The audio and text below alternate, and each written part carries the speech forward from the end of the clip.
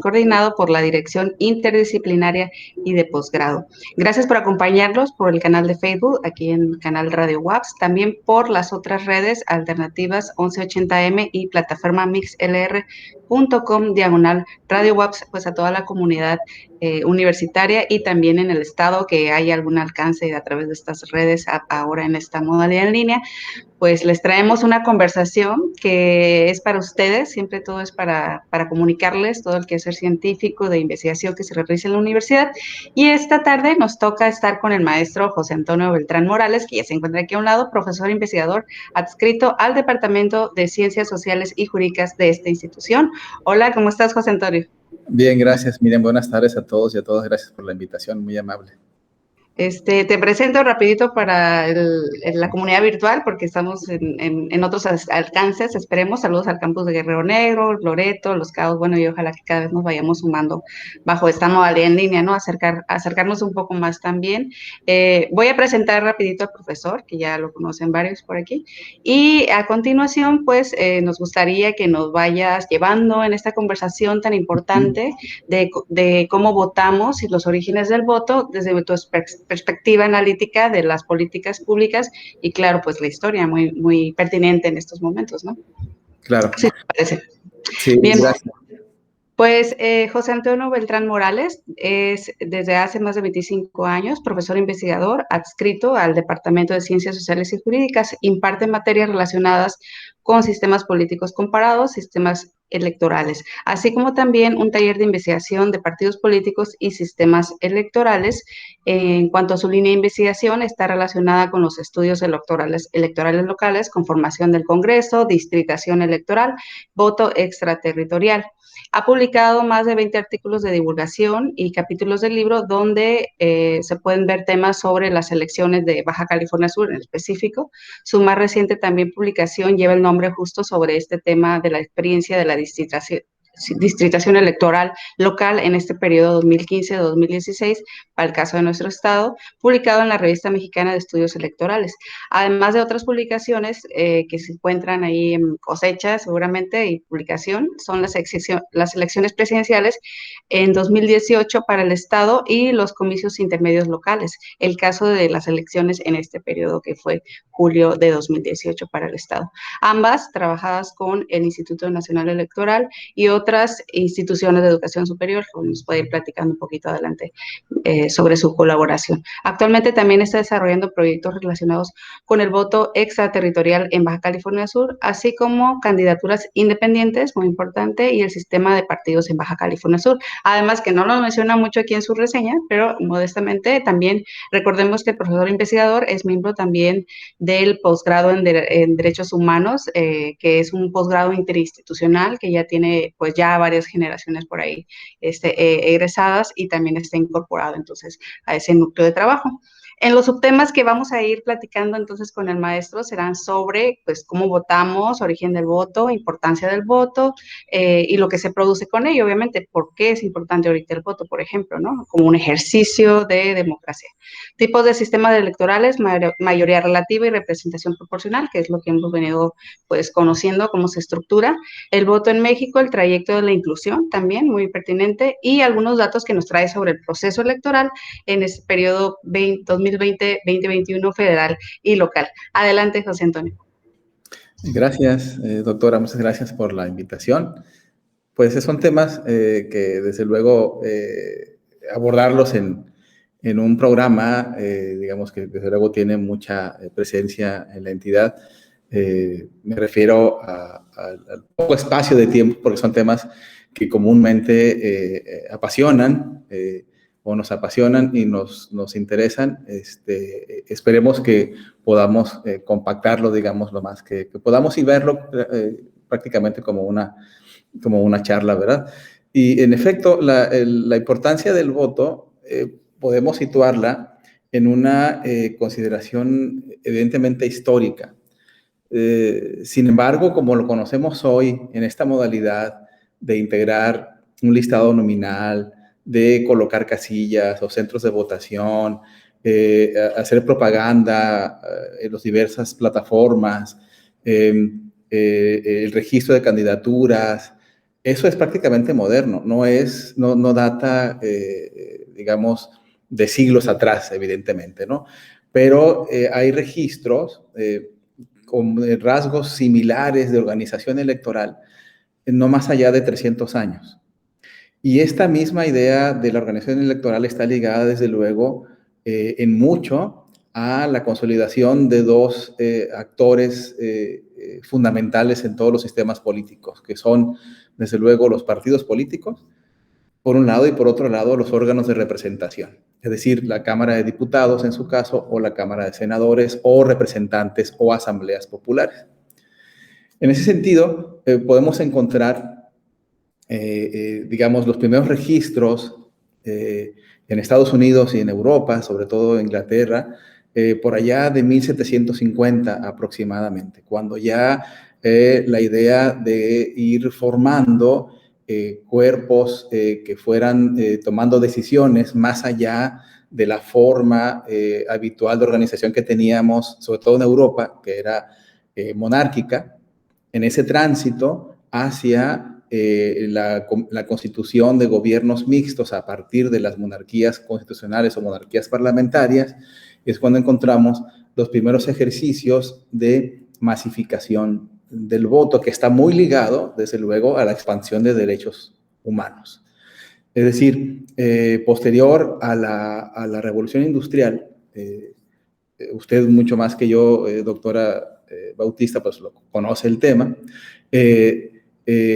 nuevos derroteros se fueron incorporando a la, digamos, a la individualización de las personas. Es decir, ya las personas, aunque estando fundamentalmente vinculadas a las uniones o a los sindicatos, además de los derechos laborales, ya gradualmente incorporándose, digamos, a ese cúmulo de derechos que las personas empezaron a obtener, uno de ellos que se fue incorporando justamente fue el derecho al voto, que desde luego ya está considerado como un derecho humano, ¿verdad? Como un derecho fundamental, el derecho al voto. Sin embargo, en su construcción inicial era un ejercicio sumamente limitado. Y esa limitación se le conoce como derecho censitario o censatario, es decir, solo algunas personas, muy pocas personas, podían participar de las decisiones de tipo colectivo. Y esas decisiones estaban, desde luego, vinculadas, desde luego, al género, y en el contexto estaba, desde luego, orientada solamente a personas que tuvieran determinado rol social, ingreso económico, desde luego, y aptitudes, digamos, académicas o formativas. Y desde luego eran solo varones. Entonces, ese ejercicio primero, visto desde hoy, desde hace ya, desde a la distancia de más de 300 años, 250 años, desde luego, rompe con esta estructura que tenemos hoy ya muy formada, jurídica y normativamente hablando, y también desde luego en la práctica democrática, en donde el derecho al voto es un derecho fundamental que, desde luego con las restricciones que las propias normas y leyes establecen, es ya un derecho prácticamente que todos ejercemos a partir de ciertas consideraciones que debemos cumplir de materia legal, sobre todo con la edad y el empadronamiento, ¿verdad? Y a partir de ahí, entonces, se fueron conformando gradualmente capas medias, capas cada vez más voluminosas de personas aptas para votar. Vamos a trasladarnos de un plumazo, digamos, años en la historia, hasta que de manera gradual fueron incorporándose, además ya de los sindicatos que estaban pujando, desde luego, y empujando por los derechos laborales de sus agremiados.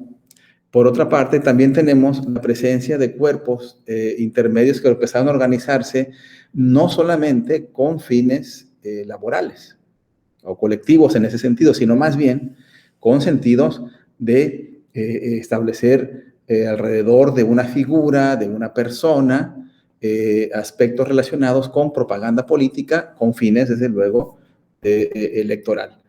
Entonces, tenemos ya en algunas, sobre todo, aquí vamos a situarnos básicamente en Inglaterra.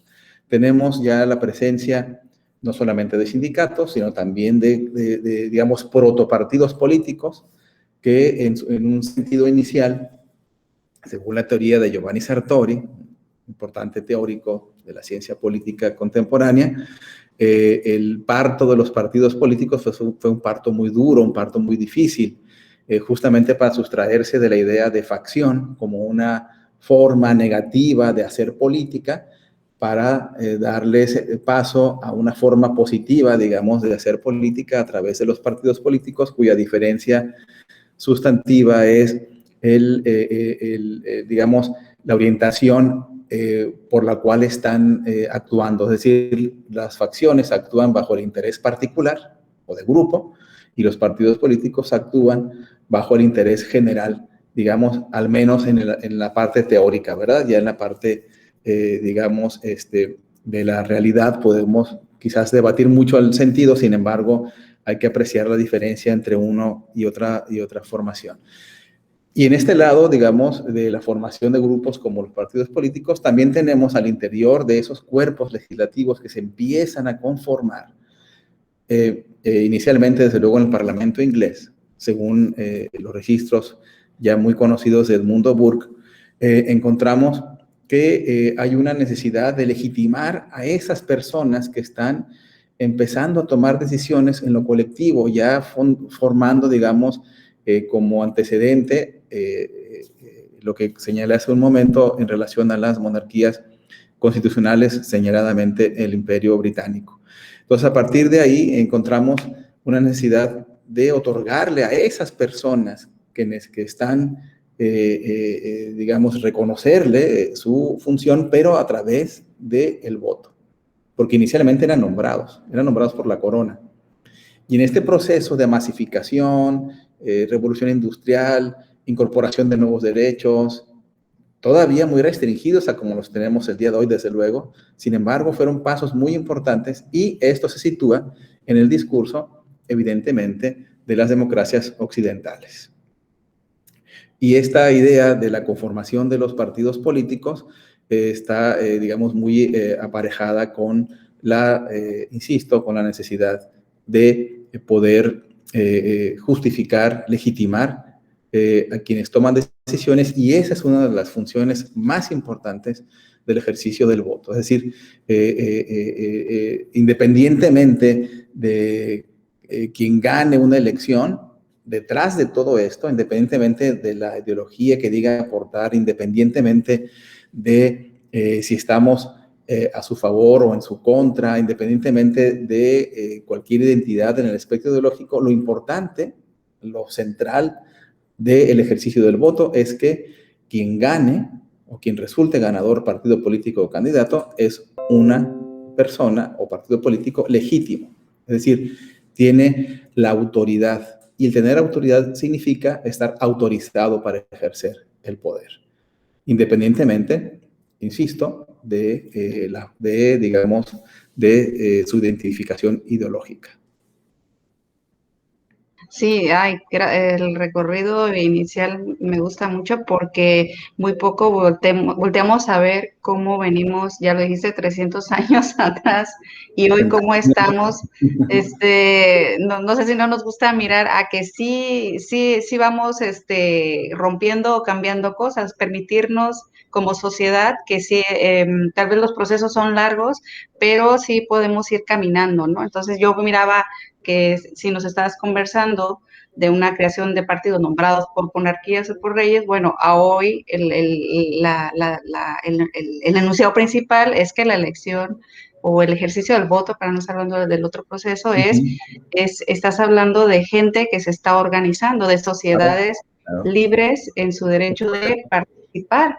Y lo otro importante también, este otro cambio también, en el que estás, en la formación de la estructura que acobija el voto, porque sea así, que lo organiza, no es que nos lleve a votar, no debería ser así, de este tipo de partidos. Y ahora en lo contemporáneo, bueno, no saltándome los partidos obreros, obviamente, que creo que son una pauta inicial para romper también un cambio de una base social que se reorganizó Ujú. conforme a otro tipo de formación de partidos, ¿no? Y ahorita en este siglo XXI creo que es donde ha ido más acelerado también otro tipo de conformación de grupos o de personas y de sociedad, al final de cuentas, sin como dices tú, tomar posicionamiento, que se están interesando y se están reorganizando y mostrando otras formas de generar asamblea, de generar partidos o lo más importante, esto de los independientes, invitando otra vez a tal vez abrir un abanico para los votantes, ¿no? No sé al respecto también un poco de esta historia, ¿cómo la has visto tú, ¿no? Esta Claro. evolución. Pero en mucho de esto, si me permites, Miriam, hay una especie de discurso de antipolítica. Incluso los mismos políticos que han sido políticos, vamos a llamarlo genérico, ¿verdad? Para no distinguir políticos y políticas, sino políticos en lo general, eh, aún siendo políticos toda su vida, tienen un discurso antipolítico de la propia política. Y desde luego no hay que echarle tanta basura a la política. Es una actividad que toda nuestra vida, toda nuestra actividad cotidiana está siendo trazada por esta actividad. Y evidentemente la política implica poder.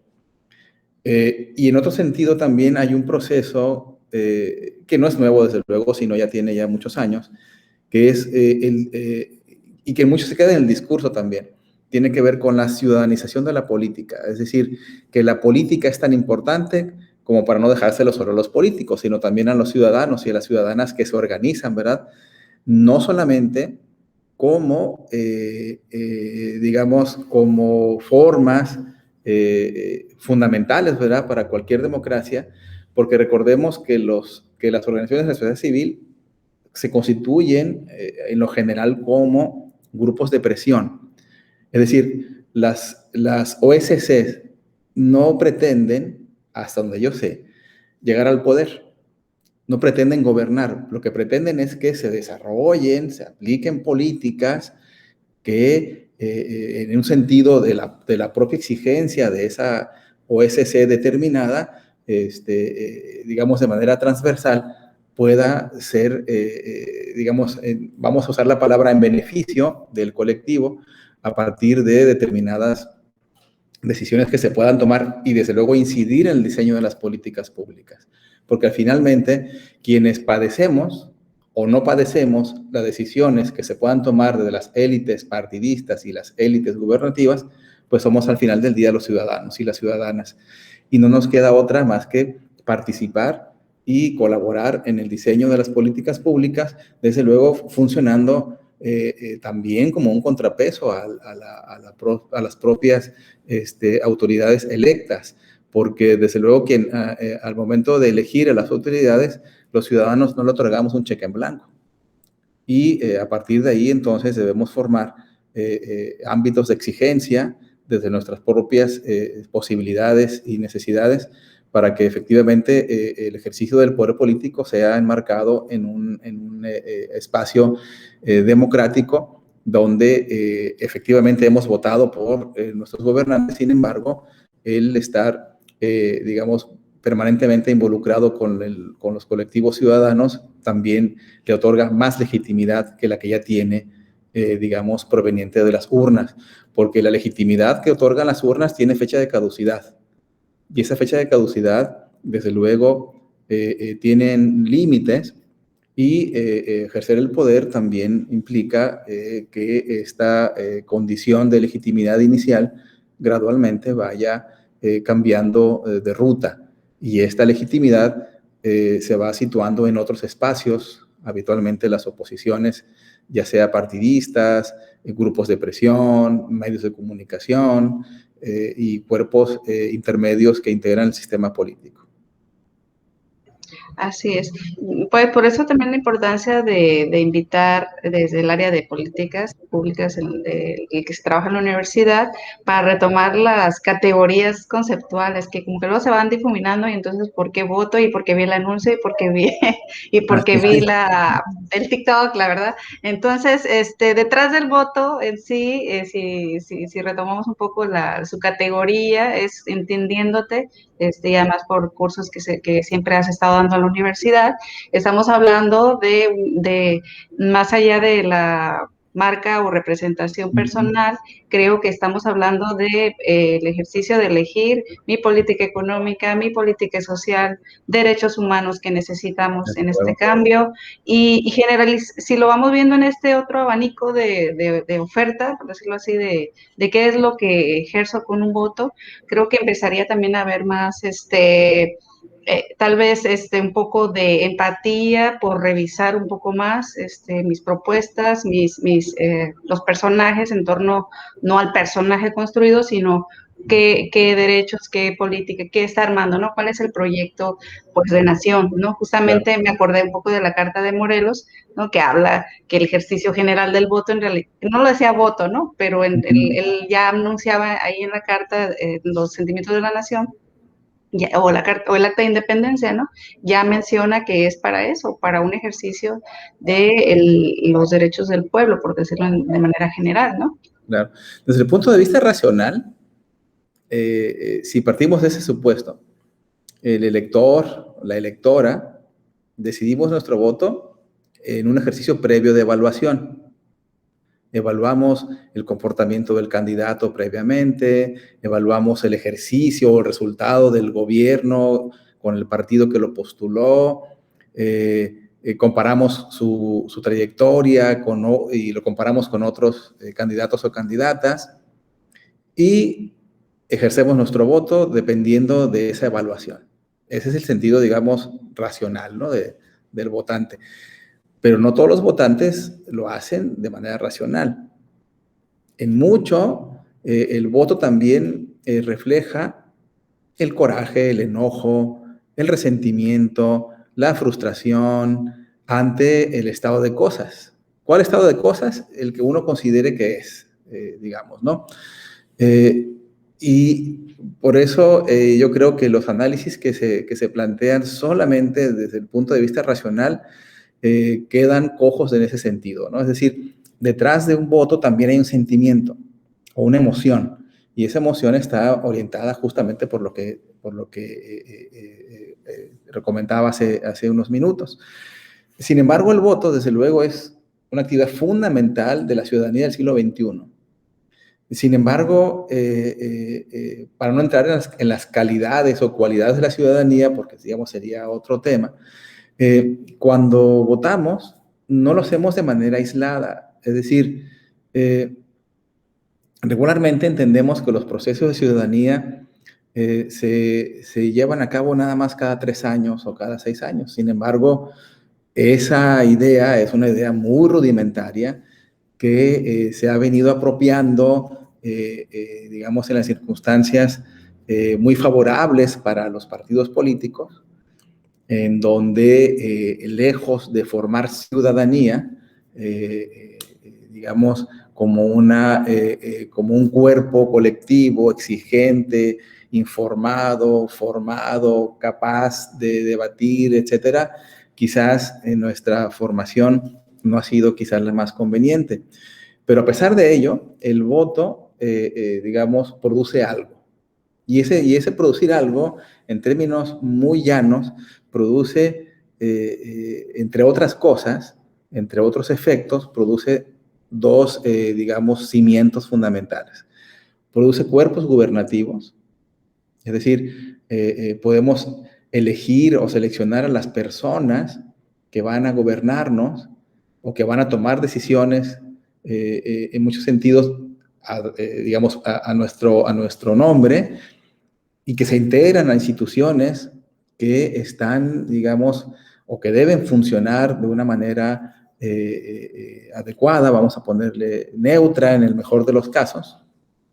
Hay una teoría de la neutralidad de las instituciones que, favorece la idea de que independientemente de las ideologías de los partidos políticos en el poder, hay instituciones, que deben comportarse de manera neutra en la toma de decisiones, y mucho de ello radica en la idea central de Sartori de que cuando los partidos políticos ganan una elección, cuando gobiernan, se convierten en partidos de centro, es decir, que es en donde se ubica la mayoría de los ciudadanos en el espectro ideológico, en el centro, centro izquierda o centro derecha, con algunas matices.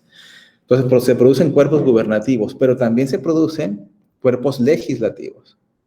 Es decir, a partir del ejercicio del voto, determinamos cómo se conforma el poder legislativo y el poder ejecutivo. El poder judicial, como miembro de esa triada, digamos, de los poderes públicos, tiene toda dinámica, desde luego, en su diseño, en su conformación, selección e integración. Y a partir de ahí, entonces, tenemos, dos principales métodos de convertir ese voto, es decir, la voluntad popular, en cuerpos gubernativos o en órganos legislativos. Tenemos a los sistemas básicos, que son conocidos como mayoría relativa, que aquí se desprende un primo muy cercano a la mayoría relativa, que es la mayoría absoluta, con algunas variantes, y el significado básico de la mayoría relativa es gana quien tiene más votos. Así de sencillo. Gana quien cruza primero la meta, así, de básico el sistema.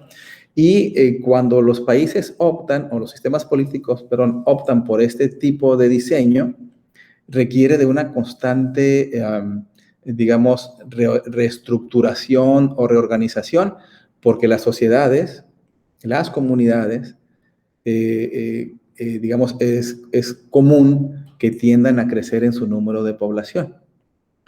Y para eso se realizan ejercicios de redistritación o de distritación, que no es otra cosa más que redistribuir a los electores y, en un entorno territorial, de tal suerte que cada distrito electoral, que son en los que se divide, digamos, territorialmente, tengan lo más cercano posible el mismo número de electores, para cumplir un principio democrático que es, fundamental para cualquier sistema político que lleve ese nombre democrático, que es el principio democrático, una persona, un voto. Es decir, que un voto no valga más que otro voto en términos de las proporciones que se consideran en relación al total de electores. Esa es, la mayoría relativa muy básica. Y tenemos también a la otra modalidad, la representación proporcional, que es una forma que trata de compensar lo que genera la mayoría relativa. La mayoría relativa, por definición, genera, sobre representación del partido más votado y genera subrepresentación del partido menos votado, por la regla de que un solo voto hace la diferencia. Si un partido político obtiene el 51 y otro partido obtiene el 49, el partido que obtuvo el 51 se lleva el 100% del pastel y ese 49 se lleva 0. Y eso acumulado genera sub y sobrerepresentación. Entonces, se diseña ya sociedades mucho más complejas con el tiempo. Se diseñan los sistemas proporcionales justamente para compensar lo que la propia mayoría relativa ha, generado como sobrerepresentación. Y la idea de la RP, como se le conoce, es justamente que, la ganancia de los partidos políticos sea en proporción a los votos que hayan obtenido, correspondiéndole, si obtuvo el 30% de la votación, que le correspondan el 30% de los diputados o de las diputadas en su caso, o de los senadores o senadoras en su caso. En el caso particular de México tenemos ambos sistemas. Somos un sistema mixto que incluye mayoría relativa para elegir a 300 diputados y diputadas, y tenemos la proporcionalidad para elegir a 200 diputados y diputadas que se distribuyen en diferentes circunscripciones electorales en el caso de México. Pero no solamente eso, México es uno de los sistemas políticos electorales más complejos del mundo. No basta solamente con determinarlo como un sistema mixto. ¿Por qué? Porque se le van agregando una serie de desarrollos jurídico-normativos alrededor del registro de candidaturas, de la forma como se redistribuyen o se distribuyen los asientos parlamentarios una vez que concluye la votación. Y esto lo hace ser un sistema muy complejo que mucho está y muchas veces llenos de contradicciones. Sin embargo, son las normas que nos hemos dado. Si ya no estamos conformes con tener un sistema electoral muy, digamos, lento, vamos a ponerlo así, muy abigarrado, lleno de normas y procedimientos, que todo está contenido en un espacio sumamente, digamos, complejo, pues hay que ir buscando una manera de aligerarlo, donde efectivamente los actores políticos se pongan de acuerdo, porque es fundamental para el desarrollo de las normas electorales que todos los actores estén de acuerdo con las reglas del juego. Y eso es muy importante, porque eso le da legitimidad a lo que resulta, es decir, a las elecciones. Si las normas electorales se diseñan por una parte nada más de los jugadores y no por todos los jugadores, podemos tener severos problemas de legitimidad.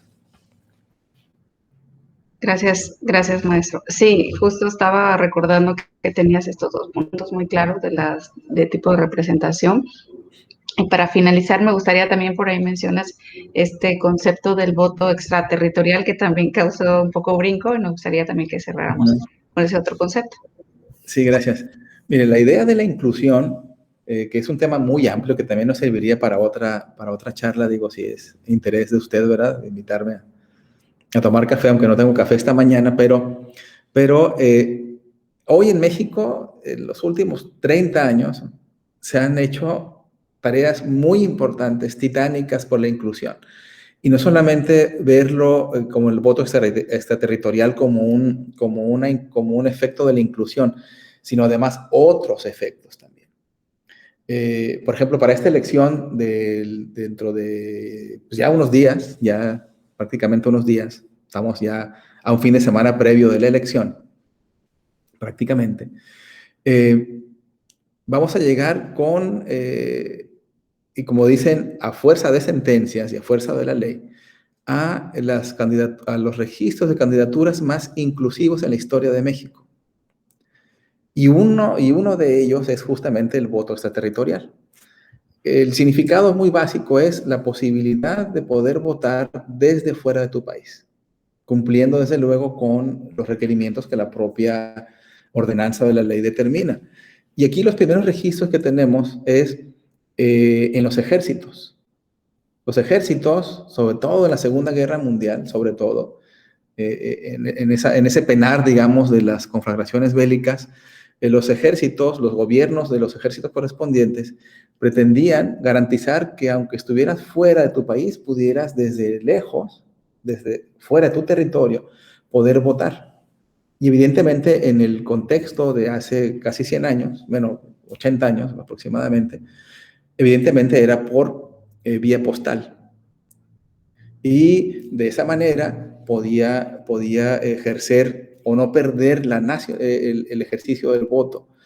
Y en ese sentido, ya en tiempos actuales, desde luego, ya hay un diseño mucho más robusto, más sofisticado de cómo ejercerlo. Aquí hay, digamos, posturas encontradas. Desde luego, si es el ejército, en este caso, el primer antecedente que se tiene del voto extraterritorial, o uno de los primeros, pues aquí era el ejercicio de un trabajo, ¿verdad? Era un trabajo y lo están haciendo fuera de su país, digamos. Sin embargo, hay otro, y prevalece su derecho a votar. Pero hay otros que dicen que este sentido de darle el derecho al voto a la persona que está fuera de su país, que trabaja en otro país, que tributa en otro país, que ya tiene generaciones fuera de su país, es un contrasentido de la ciudadanía, digamos, en términos locales, porque sabemos que el ciudadano ahora es un ciudadano global, no es un ciudadano local solamente. Entonces, ahí hay dos corrientes. Una, que se opone a que este ejercicio de este derecho se practique. Y otra que abre la posibilidad de que se suscriba porque es un derecho, el derecho al voto, partiendo que es un derecho humano. Y desde luego hay experiencias que a nivel internacional van, digamos, ampliando ese tipo de derechos. Sin embargo, no es un derecho ejercido a plenitud, porque no a muchos les interesa. O quizás la manera de cómo divulgarlo o cómo difundirlo tampoco sea la más adecuada.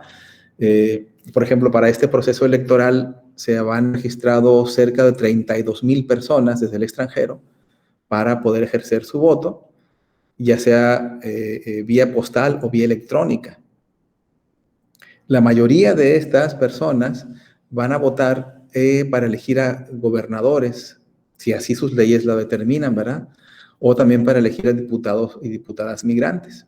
En el caso particular de Baja California Sur, tenemos un registro de 151 personas para, desde el extranjero, mayormente Estados Unidos, el 80% Estados Unidos, para poder votar desde el extranjero, digamos, en esta elección para la gubernatura en los próximos días. Y la gran mayoría optó por hacerlo vía electrónica. Se va a habilitar una liga en la nube con todos los candados de seguridad para poder ejercer su voto de manera electrónica. Y quienes han optado por la vía postal, que cada vez son menos porque es más costoso, es más tardado, tienen que hacerlo con anticipación. Es decir, no van a votar el 6 de junio, van a votar semanas previas para que su sobre alcance a llegar en tiempo y forma en las modalidades que la propia ley determina, ¿verdad? Así es. Bueno, pues que cierre con esta otra modernidad virtual en la que, bueno, ya tiene años, ¿no? Haciéndose, esto no es algo de este proceso de unidad en línea, Así pero es. ese es otro cambio, ¿no? Que se suma entonces un poco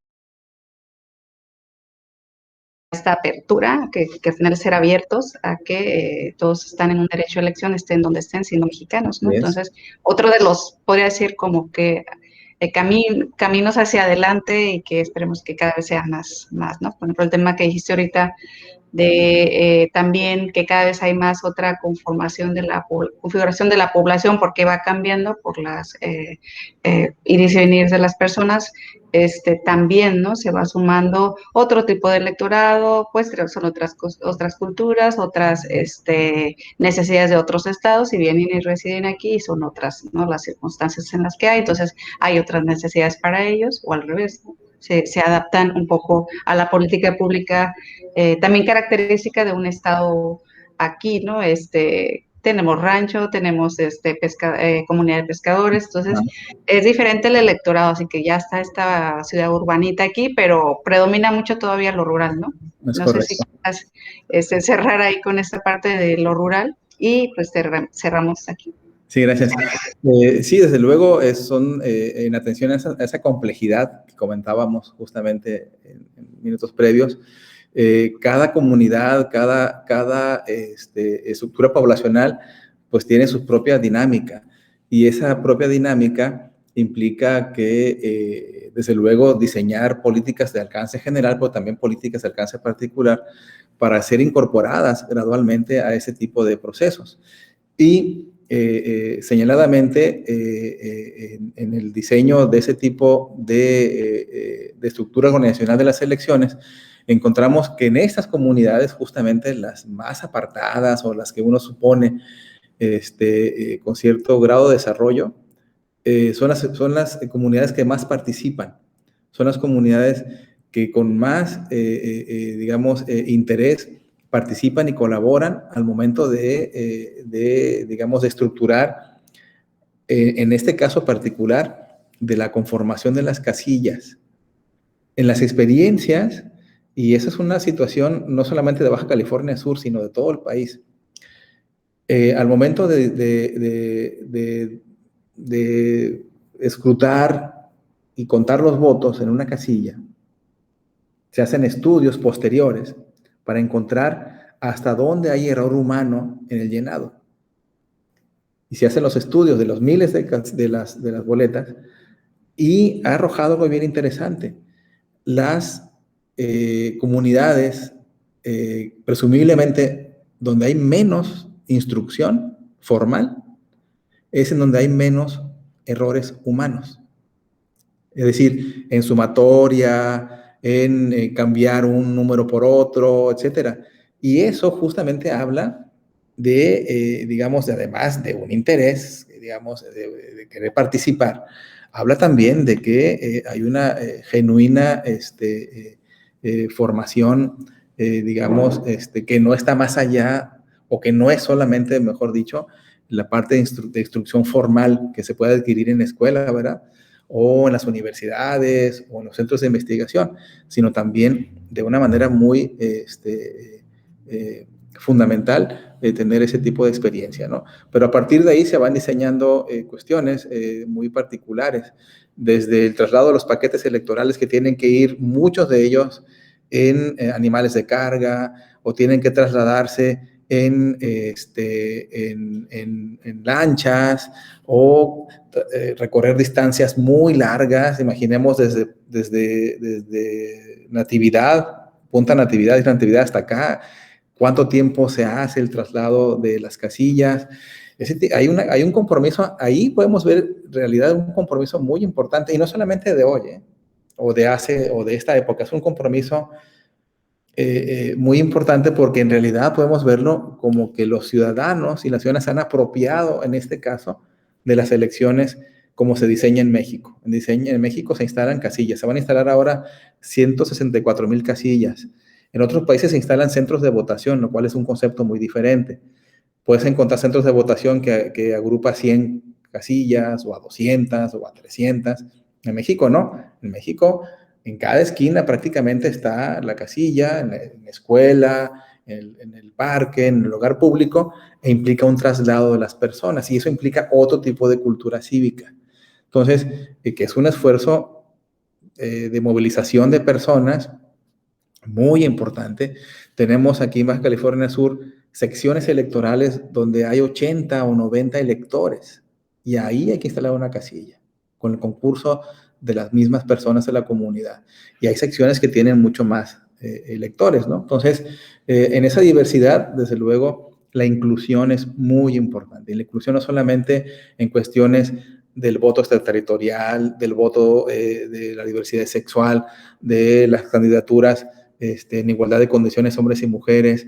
Ahora también están pilotando un programa de que las personas que están privadas de su libertad, de manera que aún no han tenido su sentencia definitiva, puedan también votar. Primera vez en México. Integran el listado nominal de personas privadas de la libertad 949 personas. En Baja California Sur tenemos a 5 de esa cantidad, 5 personas que están en algún centro de reclusión, en el federal, que está en Los Cabos, pueden ejercer su voto, ¿no? De una manera muy similar al voto postal. Personal del órgano electoral del federal, del nacional, del INE, visitará a los centros de reclusión, y ahí mismo las personas que solicitaron su registro o su inclusión en la lista pueden votar ese día, ¿no? Ay, De hecho, están votando ya desde ayer, 17, 18 y 19 están votando. Hoy, pues esa es una buena noticia en términos otra vez de la apertura, porque al final, si insistimos que el voto es un ejercicio por solicitar, pues, o derechos humanos, pues que se participen todos, ¿no? En la condición de la privación de libertad, de alguna manera hay una libertad intrínseca de todos modos como mexicano, ¿no? Entonces, pienso, por ejemplo, en mujeres en las cárceles, los jóvenes de 18 años, ¿no? Que son poblaciones, pues, que van en un proceso de, esperemos, cambio, ¿no? De reinserción, y que tienen derecho a todos, Claro. ¿no? De los Sí, de errores. hecho, en relación a los jóvenes, en esta ocasión tenemos 5 millones de electores jóvenes que van a hacerlo por primera vez. Sí, eso es lo que me gustaba el dato también. Ajá. Por primera vez van a votar, 5 millones tienen el derecho al voto en México, y de todos los grupos etarios, del 100% del listado nominal, el 40% son menores de 35 años. Es decir, hay una base muy importante de voto joven, de voto, digamos, condicionado por la juventud y todo lo que implica el cambio, la transformación, etcétera, etcétera, que acompaña, desde luego, a los jóvenes y a las jóvenes. Pero además de esta inclusión, en la elección de 2018, por primera vez, a las personas que estaban en un hospital el día de la jornada electoral, se les colocó una casilla para votar en los hospitales. En La Paz, el Hospital Salvatierra fue la sede de este modelo. Ya para esta ocasión no se implementó, pero son ejercicios para ir ampliando esa posibilidad de que la mayor cantidad de mexicanos y mexicanas puedan ejercer su voto independientemente de las condiciones en las que estén. Y eso, digamos, habla de una inclusión, digamos, muy, muy importante. Ahora tenemos ya a un número muy relevante de candidatas a la gubernatura, en las diferentes gubernaturas que se van a elegir ahora en México. En Baja California Sur tenemos 3 mujeres registradas como candidatas. Y eso también habla justamente de una necesidad de ir forzando primero en la ley, ¿sí?, condiciones de igualdad. A muchos partidos no les gusta. Muchos partidos todavía aplican resistencias, digamos, basadas desde luego en un comportamiento que circula alrededor de muchos machistas o con misoginia alrededor de este tema, pero a fuerza de hacer leyes y normas que vayan orientando esta idea de la igualdad entre hombres y mujeres, no les queda más remedio. Entonces, quizás yo aspiro y muchos aspiramos a que ya en algunos años ya no sea a ese nivel de obligación, sino más bien por convicción, ¿verdad? En una idea de la distribución mucho más igualitaria de las condiciones, sobre todo de participación política. Sí, así es. Oye, pues invitar un poco entonces a la población estudiantil y a los jóvenes, entonces acercarse también, independientemente de un proceso de ahorita, seguirse formando en el conocimiento de tantos personajes de su generación, por ejemplo, tan importante. A nivel internacional vamos a ir un poco. A mí me gusta mucho el caso de Alexandria Ocasio-Cortez, si quieres mencionar algo. Claro. Como un ejercicio de una joven, es mujer, es del Bronx, es de Puerto Rico, o sea, migrante, pero ya y joven, de familia trabajadora, ¿no? Qué excelente años. caso, ¿no? Sí, es un caso de éxito, desde luego, de una mujer muy empeñosa, digamos, en la política norteamericana. Caso histórico, primera senadora, digamos, latinoamericana, bueno, de origen latino, en Estados Unidos, 29 años, muy joven, y que su discurso impregna mucho justamente en esa idea de pues de la igualdad, de los derechos, sobre todo de las mujeres. Y en Estados Unidos no tienen las leyes tan, en ese sentido, de la inclusión de las mujeres y de la igualdad en la participación de las mujeres tan avanzadas como en México. México presume de ser uno de los países con más, digamos, con el diseño de las leyes más orientadas hacia la igualdad entre hombres y mujeres en tema electoral. No todos los países están en esa misma dinámica. Obviamente cada país funciona de manera diferenciada por sus propias condiciones contextuales, ¿no? Pero en el caso, sí, de Alexandria Ocasio es muy emblemático para, sobre todo, la juventud, no solamente norteamericana, sino también latina, ¿no? Porque reflejan mucho lo que hay que hacer allá y lo que hay que hacer en el mundo, ¿no? El luchar por tus ideales y mantenerte en actividad política de manera como... Sí, me quedo con una imagen muy bonita cuando hablaste entonces que en México, la mexicana, el mexicano, pues todavía seguimos en una tradición donde el voto lo podemos ejercer en la calle. Cuando se Sí, instala una casilla en la esquina de aquí de mi colonia, ¿no? Se va a instalar. sí, ahí se Entonces, pasa en es cada como esquina. gente saliendo, tomando el espacio público para Esperemos que participar. Me sí. gusta mucho. Los datos, hay que recordar que estamos en pandemia, esta cosa no ha terminado. Claro, Y eso también. es otro factor muy importante. En América Latina, bueno, en toda América, incluyendo Estados Unidos, vamos a tener este año 12 elecciones diferentes, digamos, ya sea generales, digamos, importantes, ¿no? Que van a marcar mucho. Y justo eso está desarrollándose en un ámbito de una actual pandemia. Y se están desarrollando protocolos porque están dos cosas al mismo tiempo, digamos, puestas. El derecho a la salud y el derecho al voto, que son derechos irrenunciables para las personas. Así es. Y desde luego están desarrollándose un montón de protocolos y la idea es que participen la mayor cantidad de personas ahora en la jornada electoral próxima. El año pasado, 2020, tuvieron que recorrerse las elecciones intermedias de Coahuila y de Hidalgo justamente por la pandemia. Estaban programadas para junio y se movieron para octubre. Primera vez en mucho tiempo que se cambia la fecha de la elección. Y esperemos que ahora, en días próximos, pues salga mucha gente a votar. Es muy importante ejercer, y más si tenemos en la esquina de nuestra casa, prácticamente, una casilla electoral que nos evita, digamos, el traslado a mucha distancia de nuestro hogar. Rápidamente, ya sé que estamos con el tiempo encima, pero para Baja California Sur, ¿qué vamos a elegir ahora? Vamos a elegir 80 cargos solamente. 80 cargos. Es el estado que va a elegir a menos cargos públicos del país en su elección local. Evidentemente elegiremos a la gubernatura, 5 alcaldías, y a nuestro Congreso local, que está conformado por 16 diputados y diputadas por la vía mayoritaria y 5 por la vía proporcional. Y además elegiremos a los integrantes de ayuntamientos en calidad de sus regidores o regidoras. Así es. Gracias por la información, maestro, así tan precisamente al final, porque al final es un espacio de comunicación, ¿no? También no puede llegar siempre por todos los canales el profesor, ¿no? Entonces esperamos que este espacio lo disfruten, se acerquen a él, pueden seguir trabajando este tema amplio con él en términos generales para sus proyectos, para sus tutorías, pero también para seguirnos educando, ¿no? En el quehacer político, en términos de su organización como sociedad, cómo nos estamos organizando políticamente, y pues seguramente encontrarán mucha base teórica y metodológica con el maestro. Además, pues aquí en el estado, que están los campus universitarios trabajando en línea, no se pierdan seguramente más conversaciones al respecto.